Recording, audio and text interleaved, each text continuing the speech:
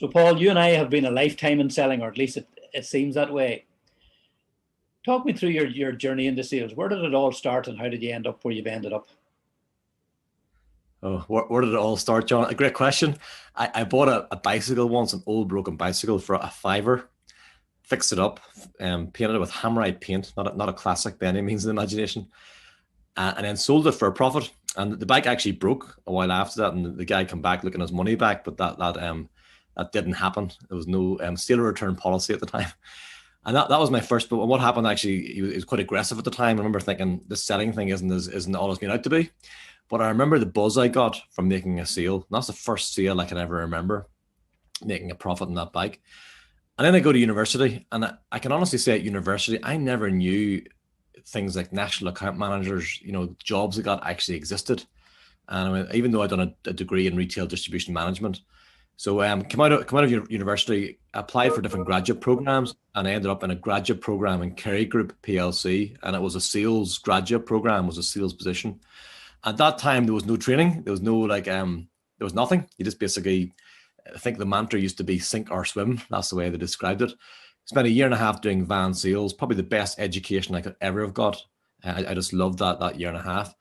And then you came off the vans and basically you were sent into national accounts, and training did happen within a year or two after that, but at the start. So I remember the first time going along to sell to a retailer, and it was a deli cooked meat product, a turkey on the bone. And I took this big sharp knife, cut it up on his desk, and the moisture, all these juices flooded over his desk and over the papers and everything else. Thankfully, there's no computers back in those days, or very few. And it was a total mess, but we both couldn't stop laughing. I didn't know this buyer. I had never met them before. And he bought the product. He listed the product. Within weeks of that, I had to go to Manchester to the co-op, to a buyer in the co-op. There was a number of SKUs that the business were struggling to get listed at the time. I remember arriving over, and they upgraded my hire car free of charge to an MG two-seater, driving around Manchester with a map because there was no mobiles and Google Maps and those sort of things, and going to the buyer's offices to bring them through these new listings that we had and everything else. I can't even remember, did we have PowerPoint, or I think it was a physical document from memory that was printed out. And again, the buyer was so enthralled with this story of me driving around Manchester lost with a box strapped into the side of the car because the boot wasn't big enough of all the sample box, that we got on really, really well, and basically went through the products and they listed the lines, which the company had been struggling to get listed. So without training, I kind of quickly realized that, I can do this. I can do this. And then over the years, training came, national account training, and really world-class training. But one thing that, if I reflect back in my career of being in national accounts, and then for most of the years leading sales teams, the relationships for me was always the most important. That was the most important thing from the very, very start. And that piece there, I actually sometimes would even argue that the relationships that I would have had with retailers and even with my own teams, sometimes is actually better and stronger than I had with the organization as such. I nearly found that easier.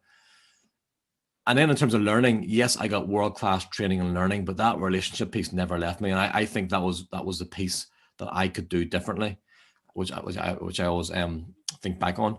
If I look at the last several years, in the last 5 years, I've been on a journey learning about the psychology behind, what was going on over those years.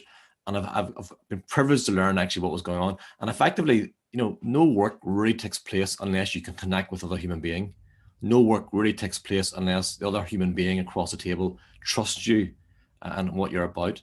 And that doesn't mean you have to be best friends. It doesn't mean you have to get on really well, but there's something there beautiful about how you connect with another human being. And that's in essence what I was doing over the years. If I was to reflect and say, what could I have done differently over those years? I would say probably the relationship with myself would be one that I could have focused on. And what I mean by that is actually knowing throughout those years that I had a key strength that I never actually really realized, and maybe playing on that a little bit more even internally within the organization might have been a better idea. But probably improving the relationship with myself in terms of my level of confidence, my level of just some other things that I think I could have done differently. But if I had done that, I mightn't be here today. So I'm actually quite happy to be here and happy to be talking to you about the connected salesperson, because I really believe we've something we can do in this space with people who come on the journey with us. So that's hopefully that gives you an outline, John, of my own journey into sales.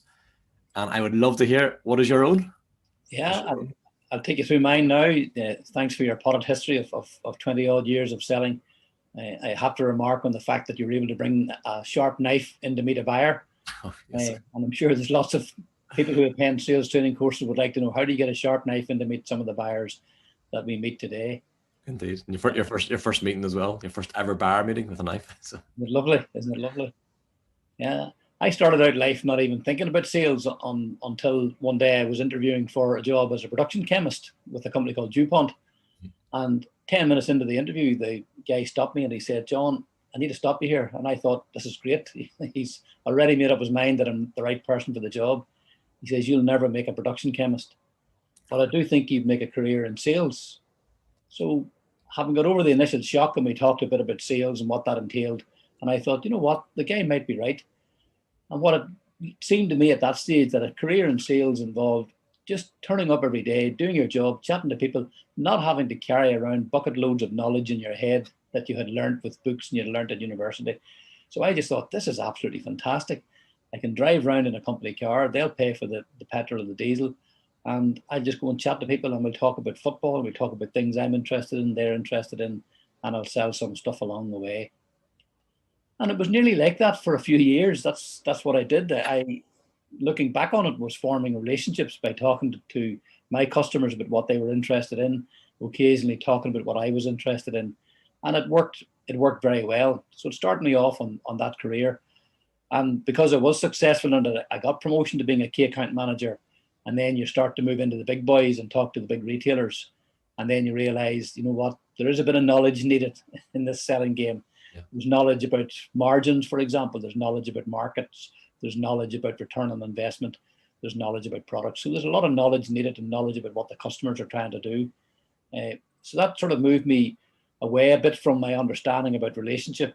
And as I became sales and marketing director, I got even further into the knowledge that's needed, particularly the area around finance and finance for non-financial managers and that good stuff, to basically see, am I making money with all this selling? So for a number of years, relationships seemed to be on the back burner. Certainly it did whenever I reflected on it. And whenever I left corporate life to set up a training company and help people to understand what great selling looked like, I focused very much on knowledge and process, and how can we get that message across to our buyers in a more professional way without just talking about football and whatever. Yes. And you know what? After 30 odd years in selling and sales training, I think I've come full circle. I'm reminded of the T.S. Eliot quote where he talks about, we'll never cease our exploration, and our exploration will lead us back to where we started, but we'll see it afresh, something along those lines.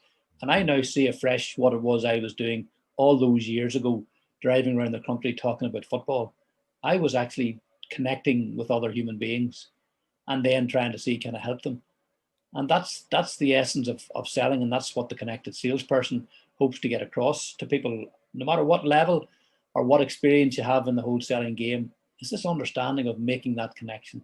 And I think my journey has, as I say, it's come full circle, and yet I'm still exploring, and I'm still exploring in conjunction with yourself, the whole psychology behind what is it that makes for great selling, and what is it that makes for great sales management. And I look forward to further exploration and continued exploration. And I look forward to more and more people joining us on the community and hearing about their sales journeys and what it was drove them into the career that they currently have. So can't wait. I'm very excited by the whole prospect of everything. Very good. Thank you, John, for sharing that. And I think that this thing, the psychology of selling, you and I have both been in the journey the last number of years learning about coaching. And I think we've had lots of what we call aha moments. You just go, wow, that's what's going on there, and there's so much stuff that we've been learning about that is just so relevant to what we're talking about here. But how do you connect deeper with yourself and with other people and with everything else that's going on?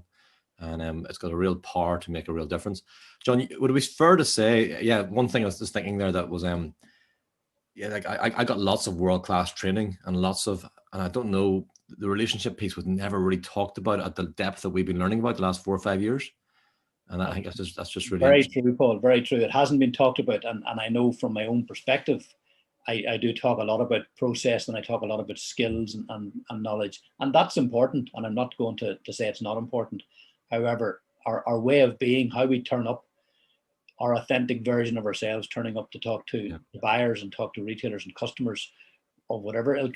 That's the magic. That's Yeah. what magic is. And as you've said yourself there, it's this connection, starting with a connection to ourselves and our own way of being, and then a connection to the other human being. And it's absolutely fascinating. And it Yeah. certainly has fascinated me Yeah. for the last sort of 5, 6, 7 years.